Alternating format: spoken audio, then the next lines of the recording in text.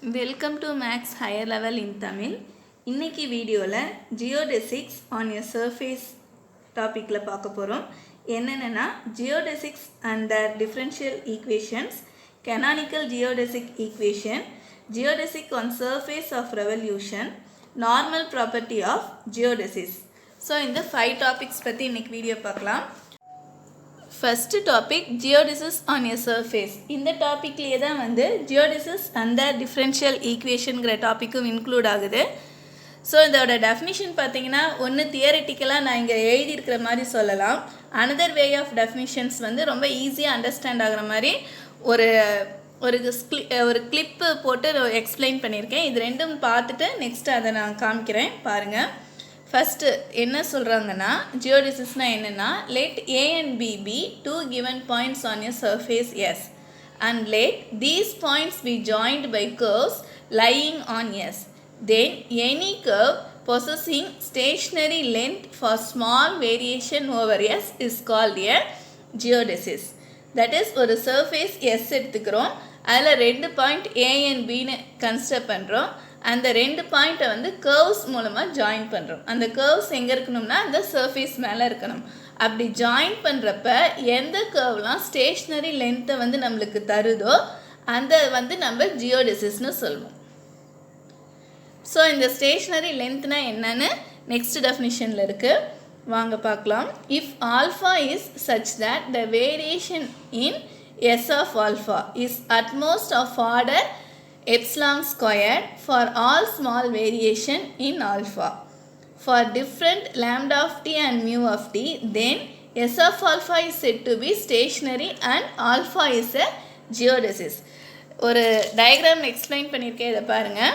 இதில் என்னென்னா 2 பாயிண்ட் எடுத்துக்கிறோம், lambda of t mu of tன்னு.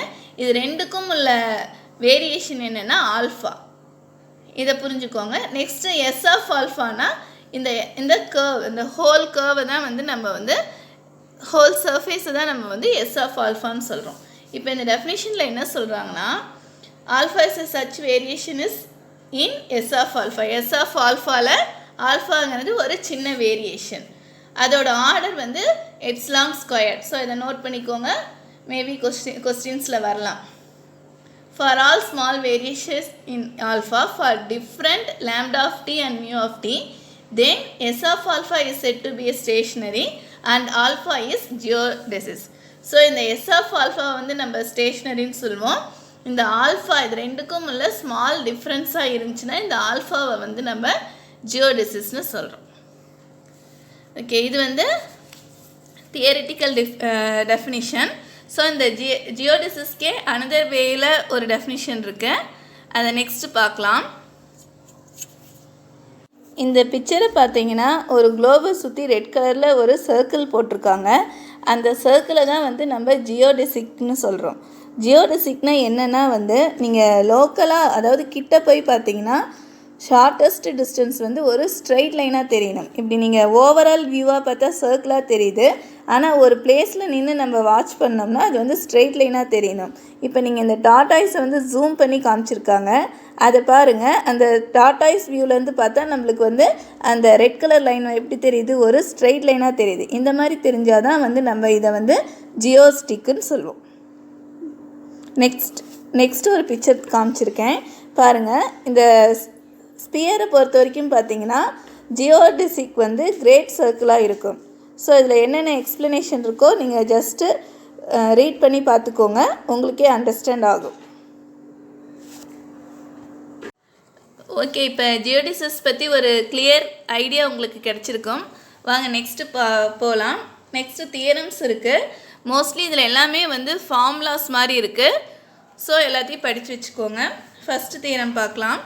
First theorem, a necessary and sufficient condition for a curve u of t, v of t on a surface r vector is equal to r vector of u comma v to be a geodesic is that capital U dou t by dou v dot minus capital V dou t by dou u dot is equal to 0.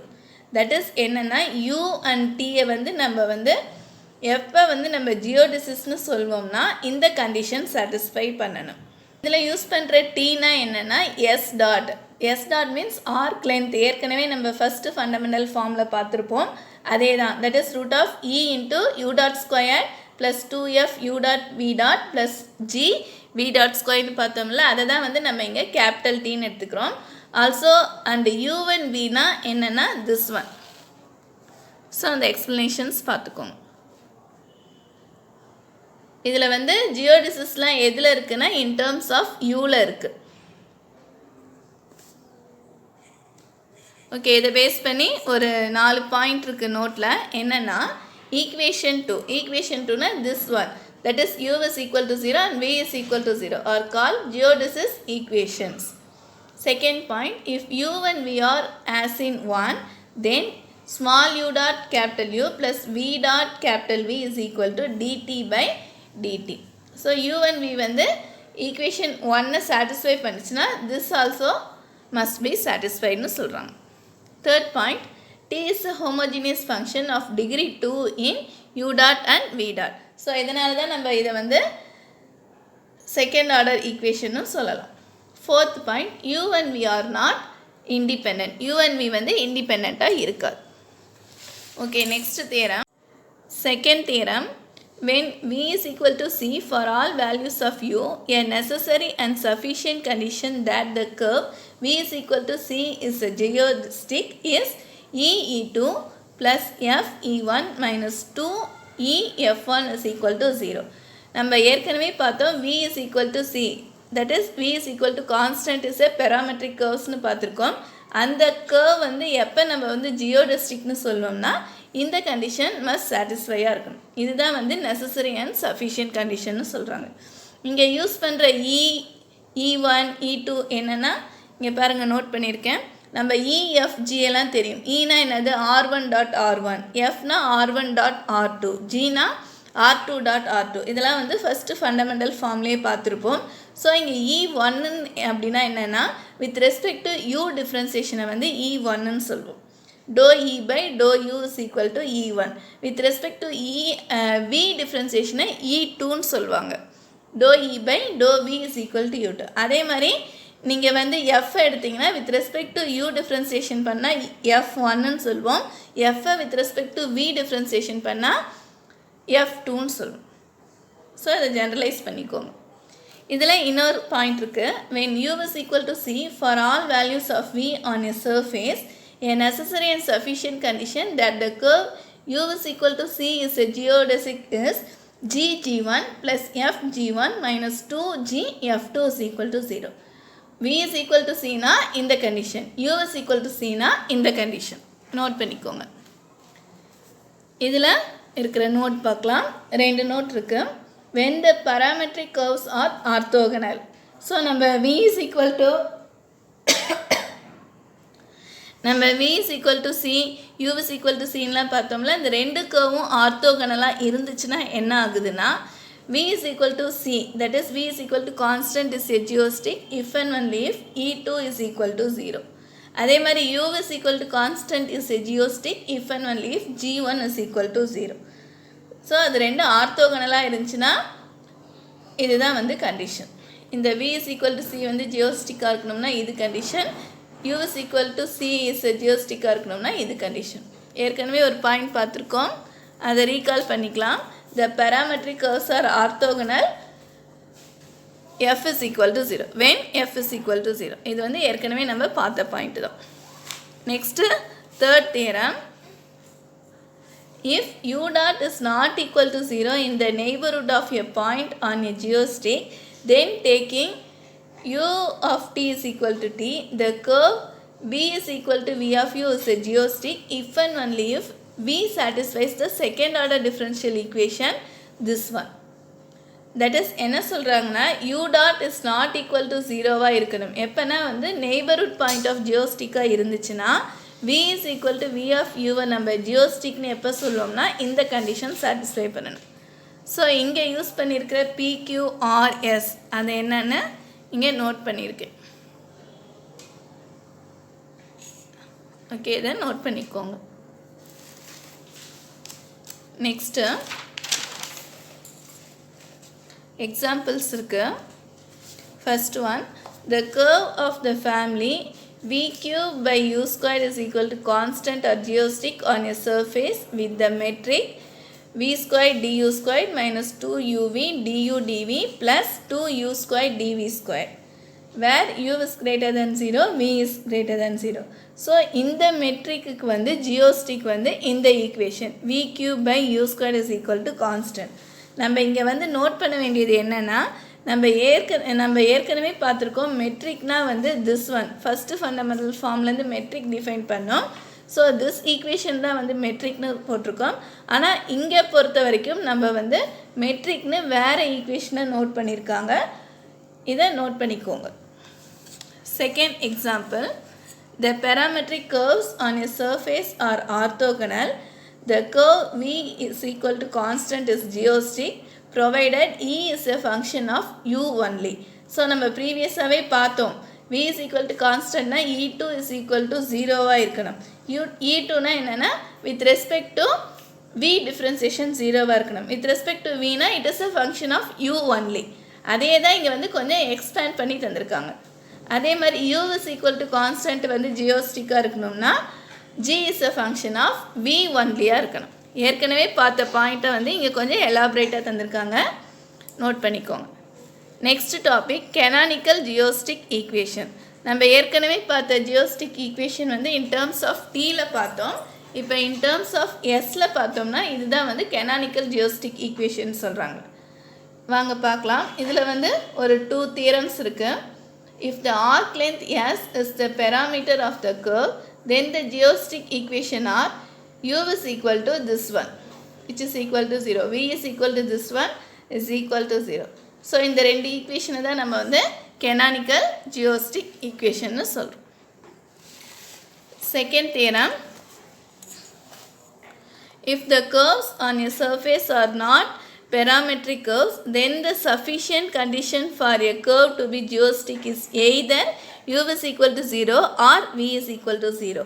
நம்ம consider பண்ணுற curve வந்து parametric கர்வாக இல்லைன்னா ஜியோஸ்டிக் வந்து எப்படி இருக்கும்னா either u is equal to 0 இருக்கும் R v is equal to 0 இருக்கும்.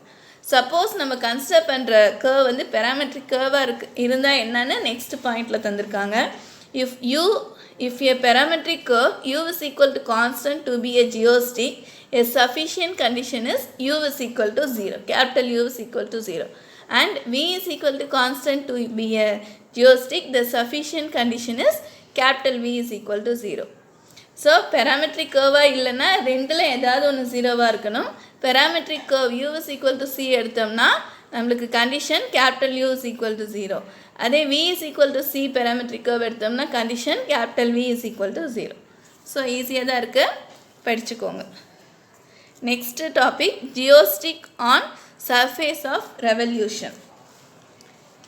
First theorem, 3 types of geostic on a surface of revolution are of g of u cos v, g of u sin v, f of u r, arc r. First point, v is equal to alpha into phi of u comma a plus beta, where alpha and beta are constant. Every meridian v is equal to constant. Third point, a parallel u is equal to constant is a geostic if and only if its radius is stationary. That is என்ன சொல்கிறாங்கன்னா ஒரு surface of revolution construct பண்ணுறோம்னா நம்மளுக்கு வந்து 3 வேஸில் வந்து ஜியோஸ்டிக் find பண்ணலாம். என்னென்னா எதுவுமே இந்த மெரிடியன் பேரலல் அப்படி இல்லாமல் ஏதோ ஒரு பாயிண்ட் 2 பாயிண்ட் கன்சிடர் பண்ணி ஜியோஸ்டிக் கண்டுபிடிக்கணும்னா இந்த ஃபஸ்ட் ஈக்குவேஷன் ஃபஸ்ட்டு பாயிண்ட். அதே வந்து இந்த மெரிடியன்னா இந்த மாதிரி இருக்கிறது தான் வந்து நம்ம வந்து மெரிடியன். இது வந்து ஒரு ஸ்பியர் மாதிரி கன்சிடர் பண்ணிங்கன்னா இதில் இப்படி வெர்டிக்கலாக ட்ரா பண்ணுவோம்ல, அதை தான் மெரிடியன் ஏற்கனவே பார்த்துருக்கோம். ஸோ இங்கே ஜஸ்ட்டு ஒரு ரெஃபரன்ஸ்க்காக அந்த டயக்ராம் போட்டிருக்கேன். மெரிடியனாக இருந்துச்சுன்னா v is equal to constant வந்து ஜியோஸ்டிக்காக இருக்கும். அதே மாதிரி பேரலல் இந்த மாதிரி கர்வ்ஸை நம்ம கன்சிடர் பண்ணோம்னா u is equal to constant தான் வந்து ஜியோஸ்டிக்காக இருக்கும். இதுக்கு ஒரு கண்டிஷன் இருக்குது, இட்ஸ் ரேடியஸ் இஸ் ஸ்டேஷ்னரியாக இருக்கணும். Okay, next theorem. இந்த தியரம்க்கு ஒரு நேம் இருக்குது, கிளாரியட்ஸ் தியரம்னு சொல்லுவாங்க. இந்த தியரம் என்னென்னா, this theorem gives the relation between a geostic and a meridian on a surface of revolution. So ஜியோஸ்டிக்கும் மெரிடியனுக்கும் உள்ள ரிலேஷனை சொல்கிற தியரம் வந்து கிளாரியட்ஸ் தியரம். தியரம் பார்க்கலாம். If a geostick on a surface of revolution cut the meridian through any point P on it at an angle psi, then u sin psi is constant. So அந்த மெரிடியனை இந்த ஜியோஸ்டிக் வந்து சைங்கிற ஆங்கிளில் cut பண்ணுனா நம்மளுக்கு கிடைக்கிறது வந்து u sin psi வந்து ஒரு கான்ஸ்டண்ட்டாக இருக்குன்றாங்க.